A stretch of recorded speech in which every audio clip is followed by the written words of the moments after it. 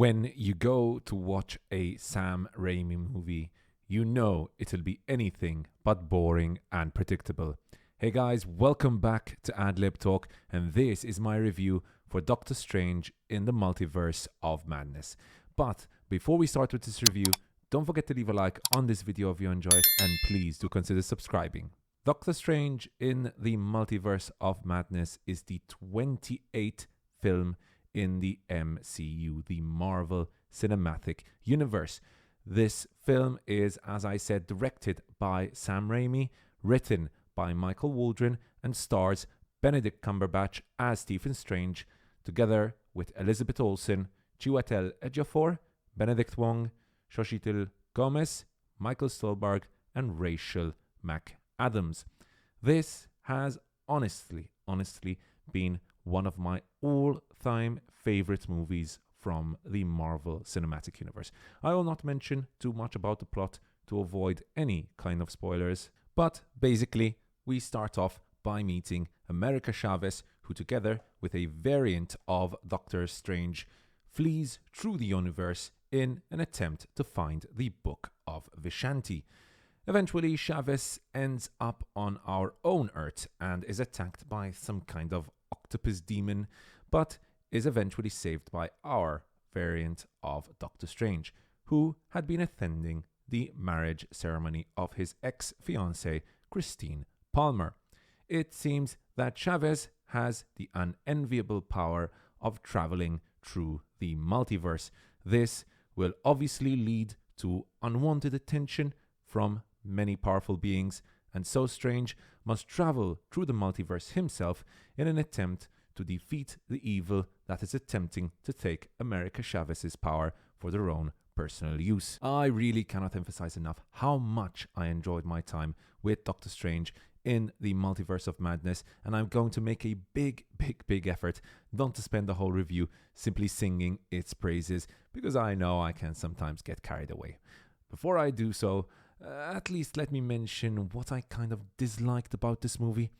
Okay, so there's quite a lot of exposition, and to be honest, sometimes people seem to just explain stuff just in case anyone in the audience might not exactly know and understand what is going on screen.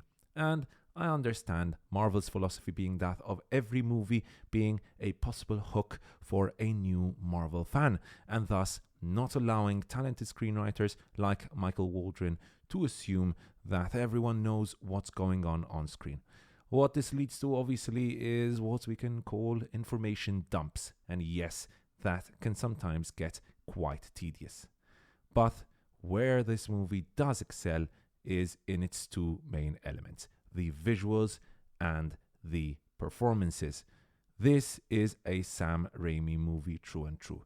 The director, known mostly for horror movies like the Evil Dead franchise, Drag Me to Hell, and Army of Darkness, together what I still consider to be the best superhero movie of all time, Spider-Man 2, brings to the fray all his experience, creativity, and talent to offer us what will in no doubt be one of my personal favorite movies of the year, and probably my favorite MCU movie so far. This movie is truly a visual splendor, and while some people, including me, might complain that Marvel has taken over and completely dominated the movie-making industry, we must also admit that a talented director like Sam Raimi could never have gotten a budget, this kind of budget, right, to bring such high-quality CGI without Disney funding the whole thing.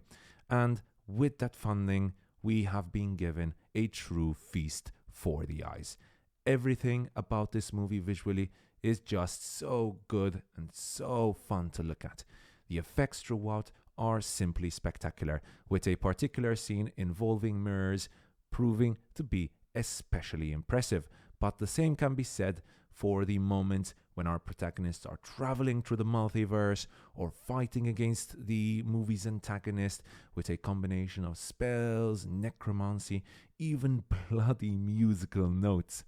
with zombies walking creepily, with Raimi still adding that classic touch of humor here as well, together with a lot of demons throughout. I must say that his touch of horror comedy was a surprise to be sure, but a welcome one. Especially in the second half of this movie, we get a bunch of jump scares, which he is also quite famous for, and the tone continues to darken for a bit. It's so dark that I'm surprised Marvel let Raimi get away with it. There were some points when I felt that they were truly stretching the PG-13 age rating. Characters are slaughtered, disintegrated, brains explode, and it's all a marvel to behold. Still, I'm glad Marvel let Raimi get away with it, and I truly loved this horror vibe, and I hope Marvel offer Raimi the opportunity to explore it further and go even more crazy in future outings. Now, I previously criticized some of the dialogue, which yes, is filled with exposition, but props still to screenwriter Michael Waldron for managing to write a plot as complicated as this, which somehow still ends up making sense and fitting well in the whole Marvel Cinematic Universe. It was a tough ask, but he managed to do so. Plus, he managed to still fit in some incredible cameos, which really got me excited for what's to come in the potential future. With regard to humor, there were some funny moments, but I personally didn't really appreciate them that much. Now, thankfully, to complement this great story, we have a cast of actors at the very peak of their talents. Benedict Cumberbatch and Elizabeth Olsen are the stars of this movie, and they both offer great performances, with some truly heartwarming moments coming from them both in the midst of all the chaos and the CGI craziness. They both have very strong plot lines, and again, credit to Waldron for this. However, what Olsen does with her character is truly impressive, and fans of WandaVision, it's one of my all-time favorite shows, will truly appreciate the twists and turns for our beloved witch. However, that's not all.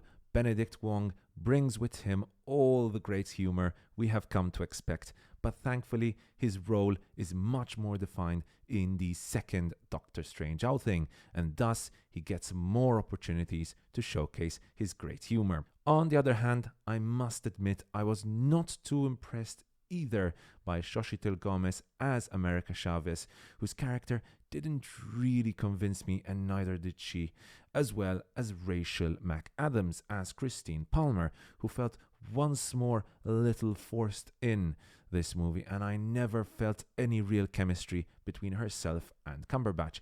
It just felt like there had to be a love interest. Unfortunately, due to spoilers, this review is missing a lot of vital information, which is a pity, but all I will add is that this movie has probably my personal favorite villain from all Marvel's movies, competing even with Thanos for that number one spot. It's shot beautifully with Raimi's classic cinematography, always a delight to see. Is a visual splendor with some of the most creative effects I have ever seen, with Raimi managing to fit in such a great horror-esque vibe that I simply did not want this movie to end.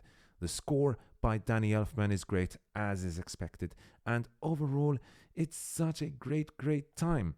If you're looking for fun, you can't go wrong with Doctor Strange in the Multiverse of Madness, and my rating here is a 4.5 out of 5.